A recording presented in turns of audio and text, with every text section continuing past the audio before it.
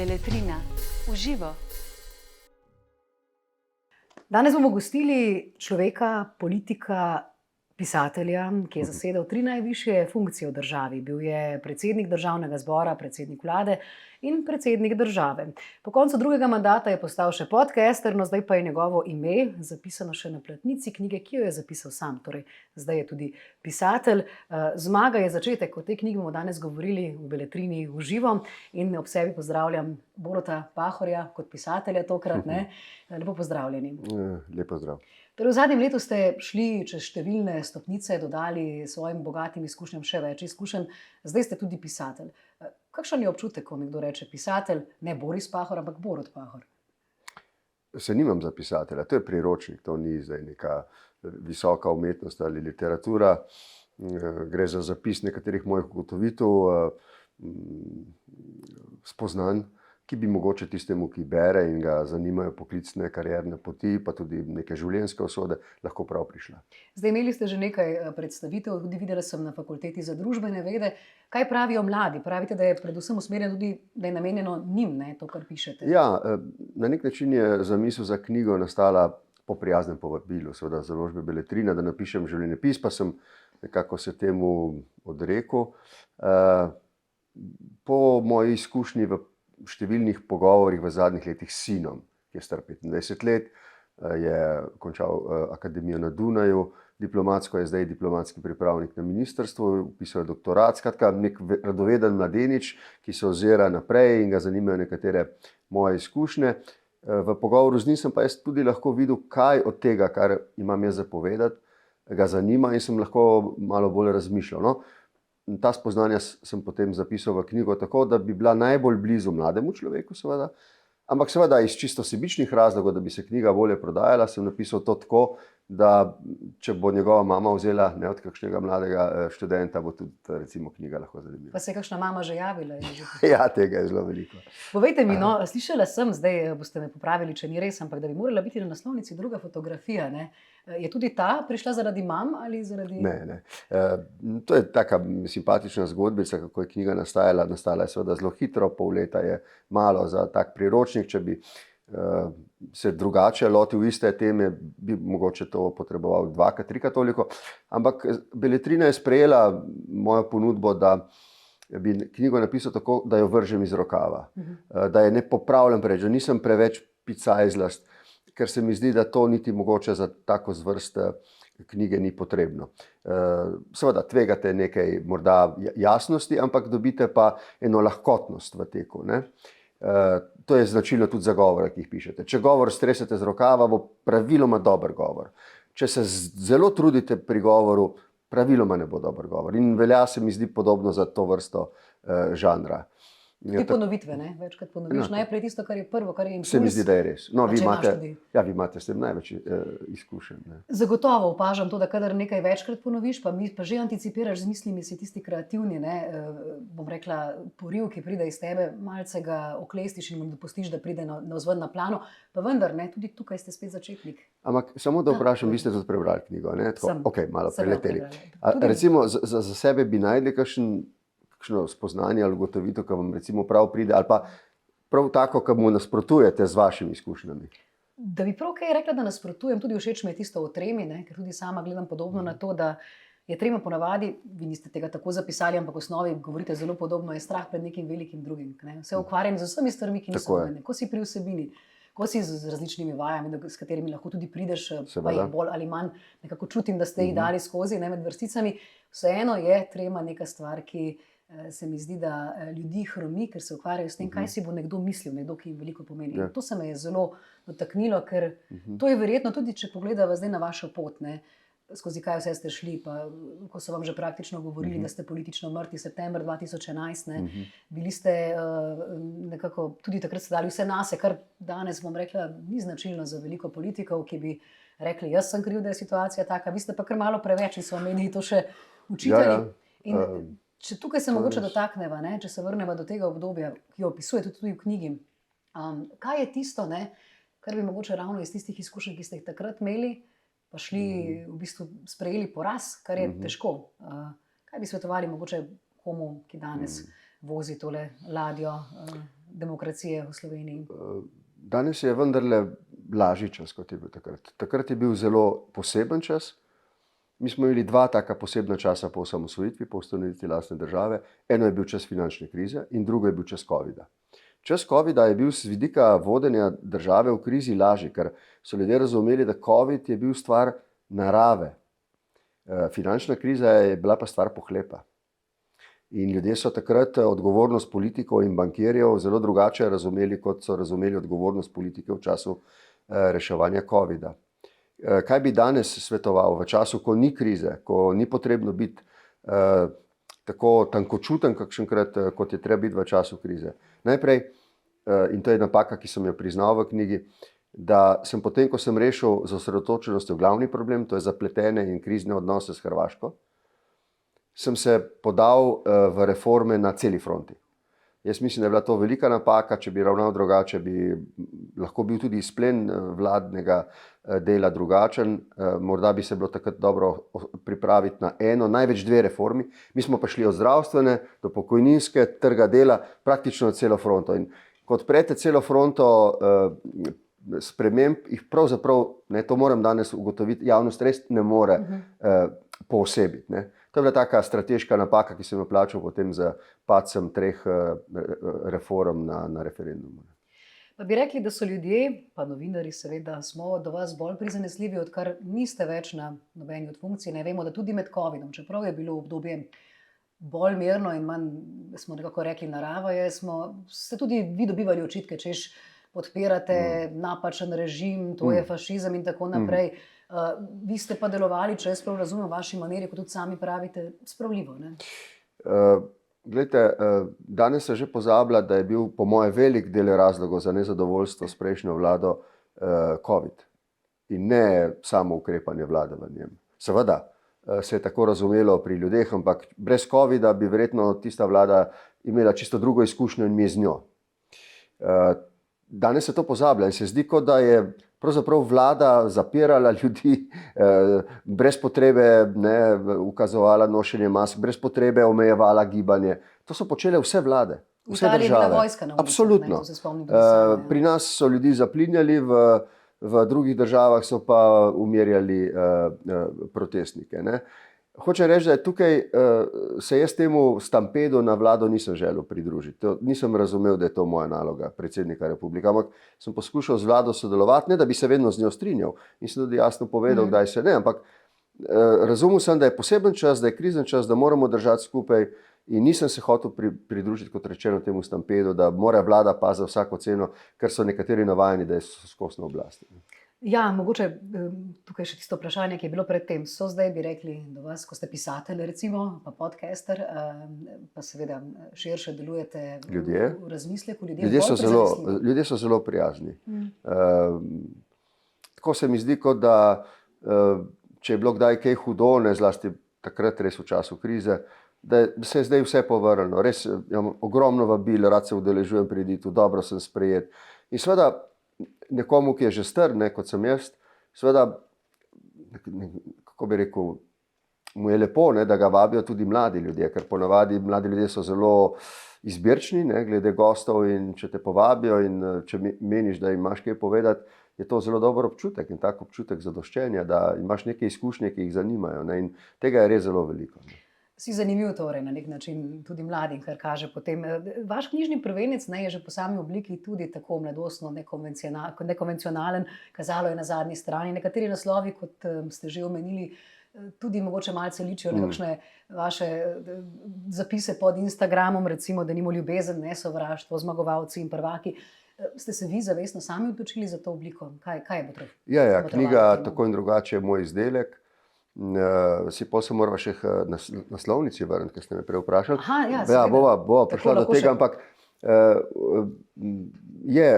knjiga je moj izdelek. Jaz sem se Urbanu in Branki, seveda obema urednikoma, prepustil in sem upošteval nekatere njihove pripombe, ne vseh, ampak sta bila sjajna in sta sjajno opravila delo. Obema sem zelo hvaležen. Do zdaj nisem z nikomer sodeloval pri takem projektu in ona dva sta se izkazala kot sjajna sodelavca. Knjiga je nastala tako, kot sem si jo zamislil in vedel sem, da je to tudi seveda ne samo knjiga, ampak tudi PR produkt. In če kaj znam delati, se mi zdi, da znam delati to. In nisem bežal od teh znanj. Ne. Tako je tudi nastala naslovnica, ko so jo naredili. Ne. So v beletrini, pa tudi v fotografskem studiu nekako ustrajali, da to ni življenjepis, da ne sme ne biti ta portret tako izrazit, da mora biti neka druga postavitev naslovnice. In ko je bilo to narejeno, sem rekel, vse ni bed, ni slabo, ampak ni to. In potem me je še zadnjič Branka poklicala, rekla, to je zdaj tukaj pripravljeno za tisk. To je bila tista fotografija, ko tečete in dežuje. Ne. Če je bila tista, je bilo kar v redu. Ampak ena v studiu narejena po njihovi predstavi, kako bi moral biti jaz na naslovnici priročnika. Ne? In meni se je zdelo v redu, ampak nisem bil pa srečen. Ne? Zdaj se mi je, da izkušnje iz PR-a mi govorijo, da naslovnica je naslovnica. Come on, ni to zdaj zadnja stran. Ne? Pa še zadnja stran se hotel imeti točno tako, kot je. Ne? So what? In diarejo. Ne? No, in me pokliče Branka, pravi, vse je postavljeno, a je to. In pridem jaz, pogledam, rečem, dobro, v redu je in grem. Ampak potem pridem na fotografiranje k drugemu, k Miranu, in ta prvič, ko naredi posnetek, je bila ta fotka. To je prvi. To je prvi. In mi ga prvi, takoj. In pravi, to je to. In sem rekel, takoj je treba to poslati Branki, in če je možno, bomo to zamenjali. In Branka je rekla, ne, to ni možno. Potem sem poklical direktorja založbe. Sem rekel, a bi šlo to? Ne, ni možno. Sem rekel, potem sem pa žalosten. Ni možno, ampak sem žalosten. In potem so si premislili in je ta fotka pristala na naslovnici. James Bond. Ja, in sinu sem pokazal obe. Sem rekel, poslušaj, imam dve. Nisem mu povedal, kaj se je zgodilo. Je rekel, ne, stari, sam ne une, no. A si izbral to? Sem rekel, ja, vse je v redu. Mogoče, če bi rekli, da je tudi knjiga sama neke vrste, rekli ste, že omenili sami ta PR in tako naprej, s tem ste velikokrat razburili tudi na svojem Instagramu, je tudi knjiga na nek način sama provokacija, da preberem tole, kar ste zapisali. Provokacija je skoraj vselej dvorezen meč, lastno je, da proizvaja protislovne odzive, ampak s provokacijo skoraj nikoli ne želimo pomiriti, temveč nasprotno vznemiriti. Kaj ste želeli doseči s to provokacijo, pa tudi konec koncev s temi provokacijami prej, te fotografije, ki so ljudi res vznemirjale, stopnice, sup? Ja. No, najprej se moramo vedno zavedati, da to niso bile fotografije, ki bi koga žalile. To niso bile fotografije, ki bi na koga usmerjale sovraštvo. To so bile samo neobičajne fotografije. Tudi niso bile nesramne ali kaj. Samo neobičajne. Tega politiki ne počnejo. In v knjigi pravim, če želite malo pritegniti pozornost, vam ni treba žaliti, vam ni treba bruhati ogenj sovraštva. Samo bodite malček neobičajni, tako da vam ne morejo reči, da ste zdaj sesuli moralni kodeks sveta. Ne? Samo malček neobičajni in to ponavadi zadostuje. To sem pa seveda takrat in zdaj počel zato, da pritegne malček pozornosti, da morda bralec tudi zaradi tega lažje in prej vzame knjigo v roke, ker ve, da ne bo mogoče tako dolgočasna, kot bi tak priročnik lahko bil. Ampak se mi zdi, da se tukaj skrivajo v priročniku druge stvari, ki sem jih želel dati. Tukaj tematiziram neke stvari, ki jih v drugih priročnikih, vse povsod po svetu, ki jih preverjam, ni. Ni kakšnih poglavij o muzah in o simpatijah, ki se rodijo in kako ravnati s tem, da nekako vse ostane v mejah ene spodobnosti in uspešnosti. Ni kakšnih poglavij o sanjarjenih, ni kakšnih poglavij o stvareh, skratka, ki jih druge knjige ne tematizirajo. Se mi je zdelo, da moram narediti malček reklame, da bo opazili tudi to, kar sicer ni v knjigah. Morda v bolj tem dionizičnem delu, ker se zdi, ko prebira človek te vaše zapise, pa tudi iz pojavnosti, ki jo v medijih že leta skrbno kronistično obeležijo, da nek ta dionizični in apolinični aspekt, ta ničejanski princip, da se o vas kar bojujeta. Mogoče me tukaj se spomnim to govorim, in to obdobje v bolnišnici. Tudi pišem, da v nas so angeli in demoni, ali kot pravi stari Indijanec, lahko hranimo dobrega ali slabega volka. In naša odločitev je, ali bomo hranili angele in se iz njih navdihovali, ali pa nas bodo demoni prevzeli in bomo druge osebnosti. Tako da se mi zdi, da nekaj tega je tudi v meni in tako sem tudi odkrito želel pisati to knjigo in reči, da če vodimo skupnost, če vodimo državo zlasti, je naša naloga, da zbujamo angele, ne demone. To je pravzaprav en message take knjige. Če se že odpravite voditi ljudi, potem dajte poskušati zbuditi v sebi tisto, kar te ljudi pomirja, kar jih navdihuje, kar jih na nek način navdušuje, ne pa tisto, kar jih žali, kar jih razburja. Tako. Ste kateremu politiku morda, ki bi bilo dobro, da kaj takega prebere, poslali knjigo? Ste, ne vem, nočem biti pameten. Ne? Če kdo kaj rabi, ko sem jaz kaj rabil, sem vedno znal najti tiste reči, za katere sem upal, da bi bodo kaj pomagale. Takih priročnikov ali knjig sem prebral res na desetine po svetu in to knjigo sem napisal zato, ker je take nine. Ta je malo drugačna. Ne vem, če je dobra ali slaba, je pa drugačna. Gotovo. Pa ste mogoče, dajte povedati, če katere priročnike pa radi berete? Kateri so tisti, ki so na vaši nočni omarici, v vaši potovalni torbi? No, moj najljubši žaran je biografija, življenjepis, bodisi da je avtobiografija ali sjajen recimo zapis koga o kom, ki me zanima. Ne? Na moji nočni omarici je gotovo Steve Jobs, ta bo vedno tam, že zato, ker je to skoraj kot eno sveto pismo. Ne? Zakaj? Kaj vas najbolj navdihuje pri poslanstvu življenju Steva Jobsa? Mi vemo, da ni bil popoln človek. Ne? Tudi v zasebnem življenju ni zgled sjajnega partnerja in očeta. Ne? Vendar pa je pri nekaterih stvarih, na katere se je osredotočil, bil perfekcionist. Ne? In to me je vedno prevzemalo, da ni popustil tudi takrat, ko bi že vsak drug, ampak je vztrajal. Ne? In dosegel neke stvari, ki so absolutno presežki. V tehnološkem, pa zlasti potem v tem dizajnerskem smislu. Ko je vse to združil, je nastala lepa stvar. Ne? Ni menil, da je treba računalnik narediti samo, da bo znal sešteti, koliko je 2 in 2, ampak da bo štirka, ki se bo pojavila na zaslonu, da bo lepa. Ne? In da si pa se lahko celo sami izbrali. To se mi zdi fenomenalno. Ne? Torej ta lepota, ne? Tudi vas to v veliki meri navdihuje. Estetika.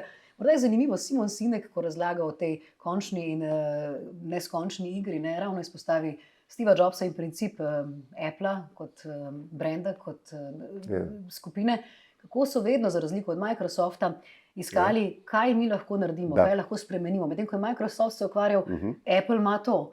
In v kakšni meri se tudi mi moramo zdaj narediti isto, ne ustvariti nekaj novega, moramo tekmovati z nekom. Tudi tukaj pri svojem poslanstvu, morda, če to veste, koliko lahko pri svoji poti vidite ta princip, končna, neskončna igra. Se strinjam z vami, kar ste rekli, in nekako se mi zdi, da sem nagnjen k temu, da počnem podobne stvari. Ampak, ko ste prej omenjali Microsoft in Apple, še preden sem se zaljubil v Steva Jobsa, sem bil zaljubljen sem imel kratko romanco z Billom Gatesom. Ne?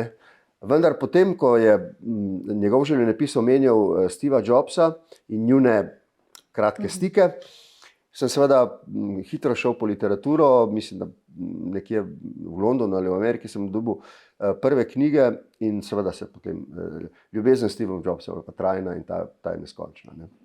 Torej, imate precej podobnosti, če prav razumem. Mislim, so stvari, ki me pri njem navdihujejo. Ne? In se mi zdi, da je fajn, da se ni delal dobrega tam, kjer je bil slab, ne? Tam, kjer je bil dober, pa je bil pa odličen. Ne? In to mi je všeč. Morda še o tem, ne? Zapisali ste še en citat, ki se me je zelo dotaknil. Zmaga na volitvah je za politika kredit, ki ga mora vrniti ljudem s svojim delom in rezultati. Kateri od naših, domačih in tudi tujih politikov je najbolje upravičil kredit, ki ga je dobil? No, v knjigi opisujem nekaj takih primerov. Mogoče bi omenil Mandelo. Mandela je dobil mandat, potem ko je bil spuščen z zapora in je nekako postavil ustavne temelje Južnoafriške demokratične republike. Ne. Je v svojem mandatu naredil zelo veliko, da se je Južna Afrika pobrala po temni dobi apartheida in da je danes ena precej vzorna afriška država. In je, mislim, da dostavil to, kar je obljubil. Ne.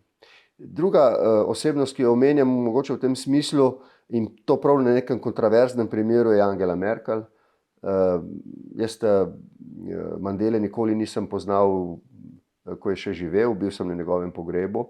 Videl sem ga, sem bil hvaležen usode, da sem to lahko doživel. Angelo Merkel sem pa dobro poznal in sva dolgo sodelovala, tudi potem, ko nisva bila oba premierja. In ona je tak vzor nekoga, ki se je trudil dostaviti ljudem potem, ko jim je nekaj obljubil. Ne. In to dostikrat celo na način, ki ga opisujem kot voditeljski način, da se je postavil proti njim, če je mislil, da je to potrebno v njihovo korist. To je neka kontradikcija, se sliši, ampak kakšenkrat je treba tudi tako ravnati.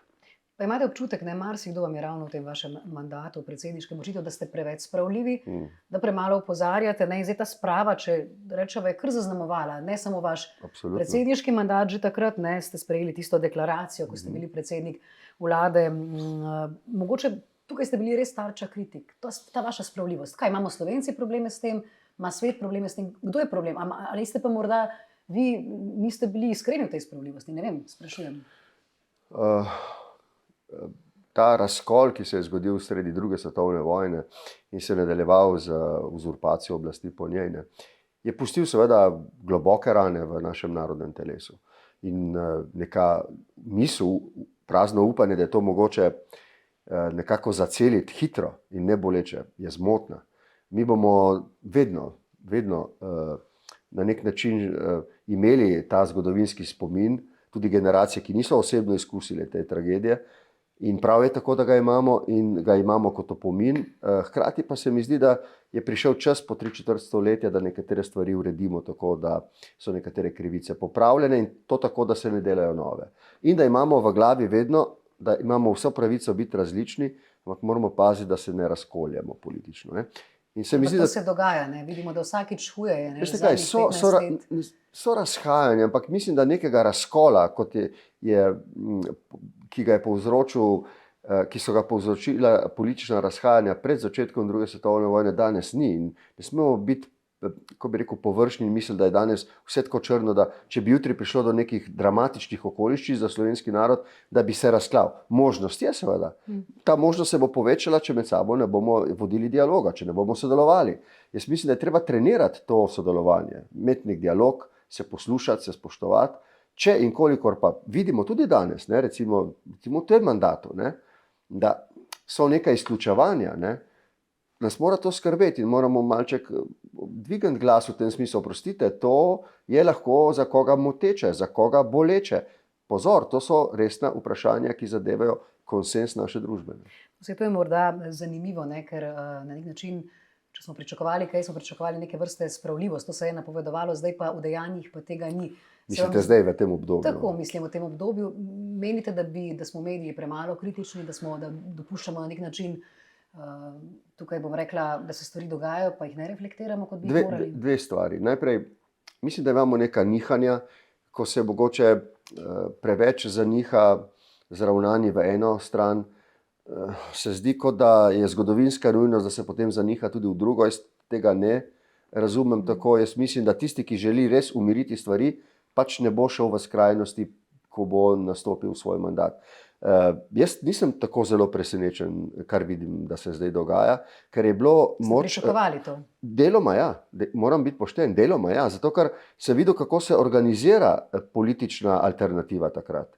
In sem videl, da v trenutkih, ko sem tudi jaz vabil na sestanke v času krize, ne, covidne, da se dajmo dobiti in dajmo skupaj pogledati, kaj je mogoče narediti boljše, se takratna opozicija na to ni več odzivala. Ne.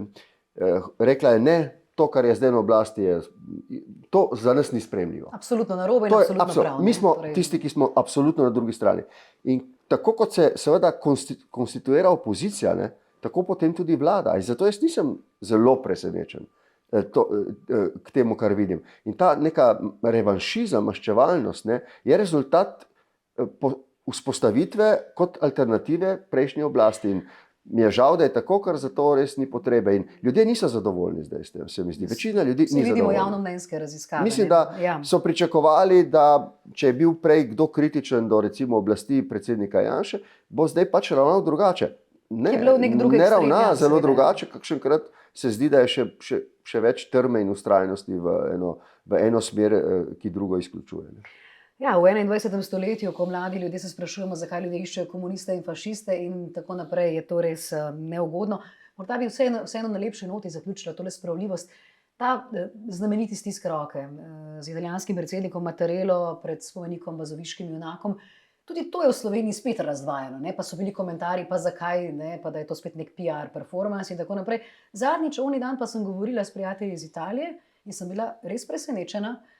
Mladi intelektualci pravijo, pa to je res ena taka simbolna stvar. Bila sem šokirana, da so sami izpostavili, kako pomemben korak za spravo obeh narodov, ki sta bila zelo prizadeta, oziroma mi smo bili tukaj tisti, ki smo bili na nek način tlačeni.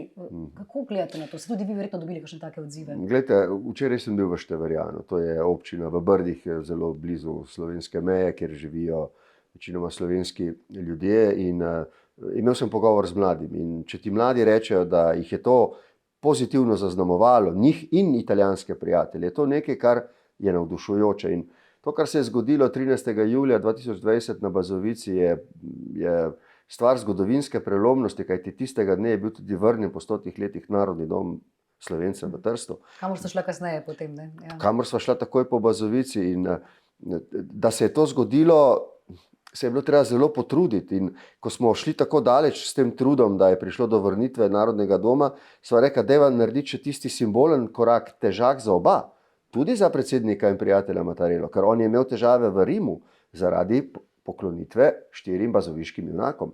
4 bazoviški junaki so še vedno formalno tretirani kot teroristi. Formalno. Seveda pa sem bil jaz doma deležen hudih napadov, ker sem se šel pokloniti simbolu FOIP, se pravi žrtvam po vojni na italijanski strani. Mislim, da sva to naredila, da je bil to lepa gesta, in takoj, ko sva se prijela za roke, ker sva se tako dogovorila tik pred tem, in sem zaslišal nek tak pridušen jok od zadaj, sem vedel, da ta gesta ne bo ostala brez čustvenih konsekvenc. In te ima, in te so v redu, so dobre, prispevajo k nekemu sožitju med Slovenci in Italijani. No, in to, kar pravite mladi, ne? Predvsem, da mladi Absolutno. to vidijo, da se ne vračamo v to. Absolutno. To je pa To zdaj jih simbol, pomirja, ne? to jih pomirja, to mlade pomirja, od tukaj naprej gremo. Ne. To je prav včeraj rekla ena gospodična, 23-24 let stara Slovenka, magistra, dela doktorat. Ne. Od tam gremo naprej, od tam gledamo zdaj recimo projekt skupne prestolnice, ne, Gorice in Nove Gorice, ne, prihodnje leto. To bo zdaj nekaj novega, nekaj lepega, nekaj, kar povezuje, združuje. To se mi zdi, da je tista prava atmosfera v evropskem duhu. Torej, na nek način navdihovanje, ki je še en tak leitmotiv, ki ga tudi v knjigi vaši zelo začutimo, pa ne samo knjiga, Jabolko navdiha ste nekako vi upeljali, pa potem podcast navdiha. In zdaj še knjiga, v kakšni meri je ta navdih prisoten? Vidi se, kot da je nek vaš leitmotiv. Odkje ta želja, da želite toliko navdihovati? Ste mogoče vi kdaj potrebovali to, pa tega niste imeli? Absolutno. Jaz mislim, da ljudje brez tega, da imamo nek navdih, da ostajamo povprečni v svojih ravnanjih. Če pa dobimo nek magnetizem v nečem, kar nas sjajno privlači in povleče iz nas še nekaj več, kar imamo, pa sicer ne bi dali, potem se mi zdi, da smo sposobni delati tudi še veliko bolj fantastična ravnanja. In v knjigi opozarjam, da ne smemo biti tako malomarni in čakati, da bo navdih prišel do nas. Ne. Seveda pride, kakšenkrat, in zato ga poznamo. Ampak se moramo potruditi priti tudi mi do njega. In jaz ga iščem v filmi, ga iščem v knjigi. Ne? In tam, kjer ga dobim, je zame to potem v športu, ne? Je to zame potem sjajna iztočnica za eno nadpovprečno energijo, ki daje tudi potem nadpovprečne rezultate. Kje najdete največ navdiha? No, šport mi omogoča, da se lahko, če so res ugodne okoliščine, tudi zasanjam. Drugače pa se mi zdi, da največ v literaturi in filmu. Torej tistemu, kar tisto navdihuje, kar še ni prisotno, pa je neka višja vrednota. Ja, nekaj, kar iz tebe ne znam pojasniti, sploh ne racionalno, ne, ampak navdih je nekaj, kar neka super energija, ki iz tvojih izkušenj da boljše rezultate, kot bi bili sicer. V knjigi pišete tudi, da je vedno najbolj zahteven tisti dan po. Ne? Kateri dan po je bil za vas najtežji? Potem, ko ste postali predsednik vlade, predsednik države, pisatelj, oče? Zame je bil težek dan tisti dan, ko sem se odločil, da ne grem na predsedniške volitve 2007, ampak da bom izpolnil obljubo, ki sem jo dal stranki, in bom stranko popeljal naslednje leto na parlamentarne volitve. Jaz sem si želel že leta 2007 kandidirati za predsednika republike. ko je zaključeval mandat predsednik Drnovšek. Predsednik Drnovšek, kot piše v knjigi, me je spodbujal, da bi kandidiral. Tudi mnogi drugi, tako na levi kot na desni, so mi rekli, da imam praktično odprto pot, če se bom tako odločil. Ampak jaz sem stranki obljubil 9 let pred tem, leta 1997, da bom stranko popeljal do zmage na volitvah. In to obljubo sem želel držati, vodil sem te ljudi. Potem pa se je izkazalo, da je bilo zame težko, za stranko težko, ko smo zmagali, ne? Za Slovenijo težko, ampak taka je usoda. Moram pa biti pošten, če ne bi bil predsednik vlade z vsemi dobrimi in slabimi izkušnjami, ne bi bil dober predsednik republike. In verjetno tudi ne dober pisatelj, dober podcaster, dober oče.